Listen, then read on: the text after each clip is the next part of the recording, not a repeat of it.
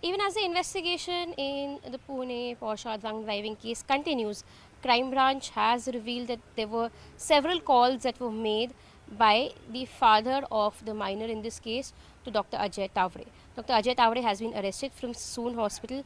He, along with Dr.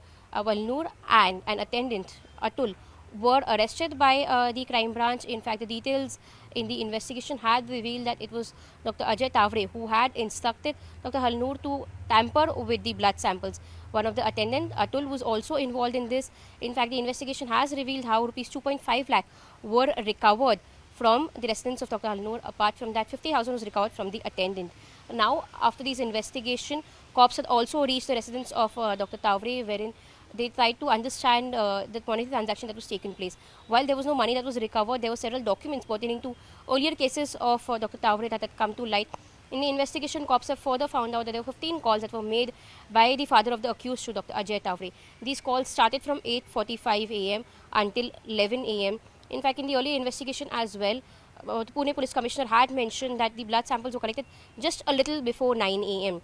When these blood reports were collected was where we've seen the father of the accused trying to reach out to the doctor in this case to ask him to tamper with the evidences. Now the investigating bit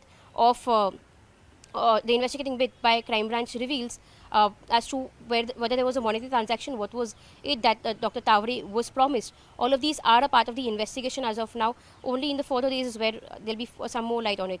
Parallelly, when you speak of these doctors, there was a team of doctors from Mumbai, an inquiry committee which was set up by the state government, which had visited Sassoon Hospital yesterday. They spoke to the dean at the hospital, they spoke to the crime branch, and after an 8-hour long investigation, they've gone back to Mumbai. In fact, at Mumbai, a report has been submitted. The report is being prepared, which will be submitted before the state government, so as to ensure that a strict action be taken against these three doctors.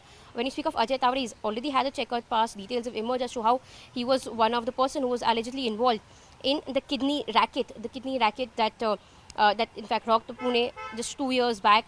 It was mentioned that one of the widows was approached by Taware asking rupees, saying that he'll pay rupees 15 lakhs to her if she sells her kidney.